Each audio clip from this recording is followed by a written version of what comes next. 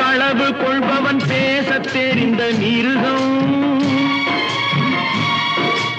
அன்பு நன்றி கருணை கொண்டவன் மனித வடிவில் தெய்வம். இதில் மிருகம் என்பது கள்ள மனம், உயர் தெய்வம் என்பது பிள்ளை மனம்.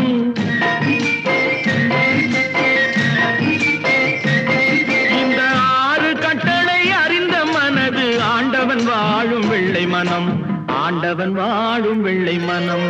6 மனமே 6, அந்த ஆண்டவன் கட்டளை 6. தேர்ந்து மனிதன் வாழும் வகைக்கு தெய்வத்தின் கட்டளை 6, தெய்வத்தின் கட்டளை 6.